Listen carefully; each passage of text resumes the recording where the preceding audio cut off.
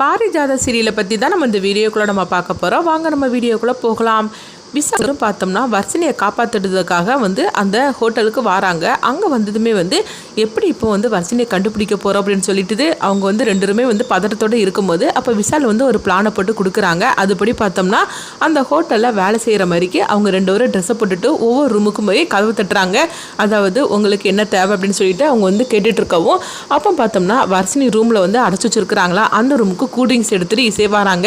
அம்மா நீங்கள் கூல்ட்ரிங்க்ஸ் கேட்டிருக்கிறீங்க இந்தாங்க அப்படின்னு சொல்லும்போது உடனே அவங்கள இல்லையே நாங்கள் அப்படிலாம் கேட்கவே இல்லை அப்படிங்கும்போது அடுத்ததாக பார்த்தோம்னா இல்லைங்க கேட்டிருக்கிறாங்க அப்படின்னு சொல்லிட்டு இசை ரூமுக்குள்ளே போகிறதுக்காக இருக்கவும் அப்போ அவர் தடுக்கிறாரு. உடனே பார்த்தோம்னா விசால் அங்கே வந்துருந்தாங்க. வந்ததுமே அவங்கள தள்ளி விட்டுட்டு உள்ளே போய் பார்க்கும்போது வர்ஷினி தூங்கின மாதிரி இருக்கவும் அடுத்து பார்த்தோம்னா அவங்கள போட்டு அடின்னு போட்டு விசால் அடிக்கிறாங்க. அடிச்சது மட்டும் இல்லாமல் வர்ஷினி நம்ம இங்கேருந்து அழைச்சிட்டு போயிடணும்னு சொல்லிட்டு வர்ஷினி அழைச்சிட்டு போனதுமே அங்கே பார்த்தோம்னா அதிகாரி வராங்க. ஏன்னா ஸ்ரீஜா இந்த மாதிரிக்கு வர்ஷினியை ஒரு தப்பான பொண்ணுன்னு சொல்லிட்டு சித்தரிக்கணும், எல்லாரும் முன்னாடி அசிங்கப்படுத்தணும்னு சொல்லிட்டு அவங்க இந்த மாதிரி பிளானை போட்டு அதிகாரி அங்கே வர வச்சிருந்தாங்க. அங்கே பார்த்தோம்னா வர்ஷினி இல்லை, அந்த மற்ற ரெண்டு பேர் தான் இருக்கவும் உடனே அவங்கள அடித்து இழுத்துட்டு போகிறாங்க. இங்கே பார்த்தோம்னா விசாலும் இசையும் ஸ்ரீஜாவில் வர்ஷினியை ஹாஸ்பிட்டலுக்கு அழைச்சிட்டு போகிறாங்க. அழைச்சிட்டு போனதுமே கொஞ்ச நேரத்தில் வர்ஷினி கண் முழிச்சிருந்தாங்க. கண் முழிச்சதுமே அக்கா எனக்கு என்ன ஆச்சுது, நான் எங்கே இருக்கிறேன், நீங்கள் எப்படி இங்கே வந்தீங்க அப்படின்னு சொல்லி கேட்டுட்டு இருக்கவும் அப்போ உடனே அவங்க இசையும் விசாலும் நடந்த விஷயத்தெல்லாம் சொல்லிட்டு இருக்கிறாங்க. இந்த மாதிரிக்கு நடந்திருக்குது, நீ எதுக்காக ஆபீஸ்க்கு போகாம இங்க அப்படின்னு சொல்லி கேட்டுட்டு இருக்கவும் அப்போ வர்ஷினி சொல்கிறாங்க, ஐயோ எனக்கு இந்த மாதிரிலாம் நடந்திருக்குதா, உண்மையிலே நான் வேணும்னு வரலக்கா, இப்படி எனக்கு ஃபோன் வந்துச்சுது அதனால தான் நாங்கள் அப்படிங்கும்போது என்ன வர்ஷினி நீ இந்த மாதிரிக்கு புரிஞ்சிக்காமல் பேசிகிட்டு இருக்கிற, இந்த மாதிரிக்கு ப்ராஜெக்ட் விஷயத்தெல்லாம் யாராவது ஹோட்டலில் வச்சு பேசுவாங்களா, இதை நீ கொஞ்சமாக தெரிஞ்சிருக்க வேண்டாம் அப்படிங்கும்போது இல்லைக்கா, அதாவது ராகவோட ஆஃபீஸ்லேருந்து பேசுனேன்னு சொன்னனால தான் நானும் நம்பி வந்தேங்க, ஒரு லேடி தான் பேசுனாங்க அப்படின்னு சொல்லவும் அடுத்து பார்த்தோம்னா வர்ஷினி அழ ஆரம்பிச்சிருந்தாங்க. அக்கா நீங்கள் ரெண்டு பேரும் மட்டும் வரலன்னா என்னுடைய நிலைமை என்ன ஆயிருக்கும் அப்படின்னு சொல்லும் போது சரி வர்ஷினி நீ அழாத, ஃபர்ஸ்ட் நான் சொல்கிறது கேளு, இந்த ப்ராஜெக்டை பற்றி எக்ஸ்பிளைன் பண்ணுறதுக்கு நீ கிளம்பு அப்படின்னு சொல்லவும் என்னக்கா சொல்லிட்டு இருக்கிற, என்னால் இந்த நிலைமையில வர முடியாது அப்படிங்கும்போது உடனே இசை சொல்லிட்டு இருக்கிறாங்க, அங்கே பாரு வர்ஷினி உனக்காக அத்தை அங்கே காத்துட்டு இருக்கிறாங்க ஆஃபீஸில், நீ எந்த மாதிரிக்கு இந்த ப்ராஜெக்டை எக்ஸ்பிளைன் பண்ண போகிறேன்னு சொல்லிட்டு அவங்க ஆர்வத்தோடு அவங்க காத்துட்டு இருக்கிறாங்க. அவங்க நம்பிக்கையை நீ வீணாக்கிறாத, உன்னால் கண்டிப்பாக முடியும் அப்படிங்கும்போது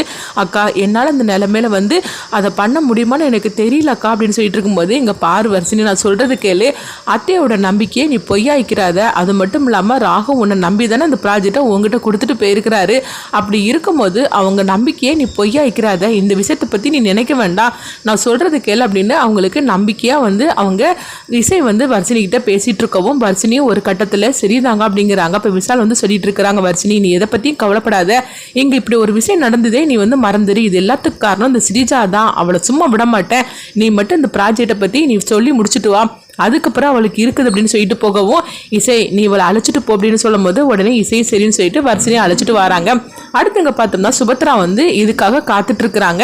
ஏன்னா அவள் வர்ஷினிக்கு நம்ம ஃபர்ஸ்ட் இந்த ப்ராஜெக்டை எக்ஸ்பிளைன் பண்ணுறதுக்காக கொடுத்துருக்குறோம், அவள் அது எப்படி பண்ண போகிறாலும் தெரியல அப்படின்னு சொல்லிட்டு அதை பார்க்கறதுக்காக ரொம்பவே ஆர்வத்தோடு இருக்கவும் இங்கே பார்த்தோம்னா ஸ்ரீஜாவை தான் காட்டுறாங்க. அப்போ சிந்தாமணி ஸ்ரீஜாட்ட கேட்டுட்டு இருக்கிறாங்க, ஸ்ரீஜா எப்படியும் இப்போ அந்த அதிகாரிகள் அவளை அழைச்சிட்டு போயிருப்பாங்களா, அழைச்சிட்டு போனது மட்டும் இல்லாமல் அவளை அசிங்கப்படுத்தியிருப்பாங்களா அப்படிங்கும்போது ஆமாம் கண்டிப்பாக அது நடந்திருக்க தான் செய்யும், நம்மளுக்கு கொஞ்ச நேரத்தில் ஃபோன் வரும் பாருங்க அப்படின்னு சொல்லிட்டு இருக்கவும் அடுத்ததாக பார்த்தோம்னா ஸ்ரீஜா காத்துட்டு இருக்கிறாங்க. ஆனால் எந்த வித ஃபோனையுமே காணலை.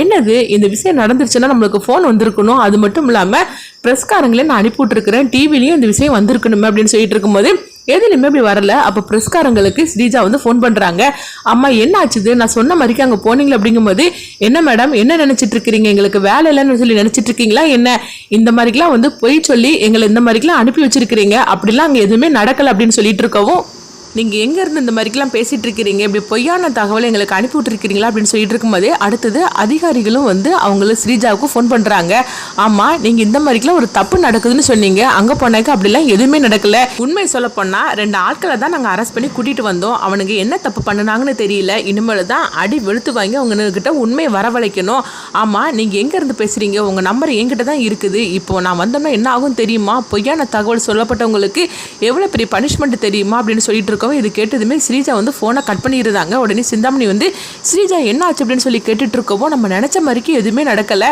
நம்ம சொன்னது எல்லாமே பொய்யான தகவல்னு சொல்லிட்டு இருக்கிறாங்க அப்படிங்கவும் அப்போ என்ன ஆச்சு அப்படின்னு சொல்லி கேட்டுட்டு இருக்கவும் அதுதான் ஒன்றும் புரியலை, நம்ம அனுப்பின ஆளுங்க அவங்க கிட்ட மாட்டிக்கிட்டாங்க, இப்போ வந்து வேற ஏதாவது கேஸில் அவங்கள சிக்க வைக்க போகிறாங்களா தெரியல, ஐயோ இப்போ அவனுங்க வேற இப்போ என்னை பற்றின உண்மை ஏதாவது சொல்லிட்டாக்கே அவ்வளோதான், இப்போ என்ன பண்ணுறதுக்கோ தெரியல அப்படின்னு சொல்லும் போது என்ன ஸ்ரீஜா ஒரு விஷயத்தை நீ ஒழுங்காக பண்ண மாட்டியா, இப்பவும் வந்து நம்ம இசைக்கிட்ட தோத்து போயிட்டோம் அப்படிங்கும்போது இங்கே பாருங்க நானும் எரிச்சலோடு இருந்துட்டு இருக்கிறேன், நீங்கள் வேறு இந்த மாதிரிக்கு பேசிகிட்டு இருக்காதீங்க, இப்போ அந்த 2 பேரையும் நம்ம எப்படியாவது அழைச்சிட்டு வரணும், இல்லைன்னா அவனுங்க நம்மளை பற்றின உண்மையை எதுவும் சொல்லிடக்கூடாது அப்படின்னு சொல்லிட்டு இருக்கவும் இந்த விஷயம் மட்டும் அத்தைக்கு தெரிஞ்சிச்சுன்னா அவ்வளோதான் அப்படின்னு சொல்லிட்டு இருக்கும்போதே போச்சு எல்லாமே போச்சா அப்படின்னு சிந்தாமணி சொல்லிட்டு இருக்கும்போது இங்கே பாருங்க நான் சொல்கிறது கேளுங்க கொஞ்சம் அமைதியா இருங்க அப்படின்னு சொல்லிட்டு ஸ்ரீஜா பார்த்தோம்னா அவங்க அப்பாவுக்கு ஃபோன் பண்ணுறாங்க. அப்பா இந்த மாதிரிக்கு வந்து வர்ஷினியை அசிங்கப்படுத்தணும்னு சொல்லிட்டு நான் இப்படி பண்ணேன், ஆனால் நான் அனுப்பின ஆளுங்க அதிகாரிகிட்ட மாட்டிக்கிட்டாங்கப்பா, இப்போ அவங்க வந்து என்ன பண்ண போகிறாங்களோ தெரியல, அவங்க ஏன் பேரை சொல்லி உண்மையை சொல்லிட்டாக்கி அவ்வளோதான் அப்படின்னு சொல்லவும் இந்த விஷயம் மட்டும் சுபத்ராவுக்கு தெரிஞ்சிச்சுன்னா அதுக்கப்புறம் என்ன நடக்கணும் உங்களுக்கே தெரியும்லப்பா, அதனால அந்த 2 பேரையும் எப்படியாவது அங்கேருந்து நீங்கள் காப்பாற்றி கூட்டிகிட்டு போயிருங்க அப்படிங்கும்போது என்ன ஸ்ரீஜா இதெல்லாம் பண்ணுறதுக்கு முன்னாடி என்கிட்ட ஒரு வார்த்தை சொல்லக்கூடாது அப்படிங்கும்போது அப்பா எல்லாம் கரெக்டாக தான் போயிட்டு இருந்தது, ஆனால் என்ன நடந்துச்சுன்னு தெரியல அப்படின்னு சொல்லிட்டு இருக்கவும் அடுத்தது பார்த்தோம்னா சரி நான் அவங்களை அழைச்சிட்டு வரேன் நீ கவலைப்படாது அப்படின்னு சொல்லிட்டு இருக்கும்போதே நம்மளே எதை செஞ்சாலும் சரி தான் யோசனை பண்ணி பண்ணு அப்படிங்கிறாங்க. அடுத்ததாக பார்த்தோம்னா அங்கே வர்ஷினியை தான் காட்டுறாங்க. வர்ஷினியும் இசையும் வந்து அவங்க ஆஃபீஸ்க்கு வரவும் என்ன வர்ஷினி இப்போ நான் வாரி அப்படின்னு வந்து சுபத்ரா கேட்கும்போது அத்தை கொஞ்சம் வந்து இந்த விஷயம் மட்டும் நான் வெளியே போயிட்டு அப்படின்னு சொல்லும் போது அப்படியா வாமா சீக்கிரம் டைம் ஆகி போச்சு அப்படின்னு சொல்லவும் உடனே வந்து இசை வந்து வர்ஷினி கிட்ட சொல்கிறாங்க அங்கே பாரு வர்ஷினி எதுக்கும் பதட்டப்படாமல் இந்த ப்ராஜெக்டை நல்லபடியாக நீ எக்ஸ்பிளைன் பண்ணணும் அப்படிங்கவும் உடனே வர்ஷினியும் ஒரு பதட்டத்தோடய தான் போகிறாங்க. அப்போ சுபத்ரா வந்து அதை பார்க்கறதுக்காக அவங்க இருக்கவும் அடுத்து பார்த்தோம்னா அந்த விஷயத்தை பற்றி சூப்பராகவே வந்து வர்ஷினி சொல்லி முடிச்சிருந்தாங்க. இதை முடிச்சதுமே வந்து சுபத்ரா பார்த்துட்டு அப்படியே கை தட்டிட்டு அவங்க வர்ஷினியை கெட்டி பிடிச்சி தன்னுடைய அன்பை வெளிப்படுத்துறாங்க. வர்ஷினி நான் உண்மையிலேயே வந்து இந்த அளவுக்கு நான் எதிர்பார்க்கவே இல்லாமல் அப்படிங்கவும் இப்போ இதை பார்த்துட்டு இருக்கிற இசையும் ரொம்பவே சந்தோஷப்பட்டு இருக்கவும் அடுத்தது வாமா அப்படின்னு சொல்லிட்டு அவங்க வீட்டுக்கு அழைச்சிட்டு போகிறாங்க. அழைச்சிட்டு போகும்போதே உடனே சுபத்ரா வந்து அவங்க வீட்டில் உள்ள எல்லாருக்கிட்டையும் வர்ஷினி பற்றி ரொம்பவே பெருமையாக சொல்லவும் இசை வந்து பார்த்தோம்னா ஸ்ரீஜாவை பார்த்து முறைச்சு பார்த்துட்டு இருக்கும்போது அப்போ அங்கே விசாலும் இருக்கிறாங்க. உடனே விசால் வந்து சொல்லிட்டு இருக்கிறாங்க அங்கே என்ன நடந்துச்சு தெரியுமா, வர்ஷினி ஆஃபீஸ்க்கு வர்றதுக்காக லேட் ஆச்சுது, எதுக்கு லேட்டுன்னு நீங்கள் கேட்டதுக்கு வர்ஷினி போய் சொன்னா, ஆனால் என்ன நடந்துச்சு தெரியுமா அப்படின்னு சொல்லிட்டு இருக்கவும் இதை கேட்டதுமே சுபத்ராவும் அவங்க கணவரும் பார்க்குறாங்க. விசால் நீ என்ன சொல்கிற அப்படின்னு பாஸ்கர் வந்து கேட்டுட்டு இருக்கும் போதே அப்போ உடனே சிந்தாமணி வந்து பயப்பட ஆரம்பிச்சிருந்தாங்க. ஐயோ இப்போ உன்னை பற்றி தான் அவன் போட்டு கொடுக்க போறானா அப்படின்னு சொல்லிட்டு இருக்கும் போதே இப்போ என்ன நடக்க போதே தெரியலன்னு சொல்லிட்டு ஸ்ரீஜா பயத்தோடு இருக்கிறாங்க. அடுத்தது விசால் என்ன சொன்னாங்க, அடுத்து என்ன நடந்ததுன்னு சொல்லிட்டு வெயிட் பண்ணி பார்க்கலாம்.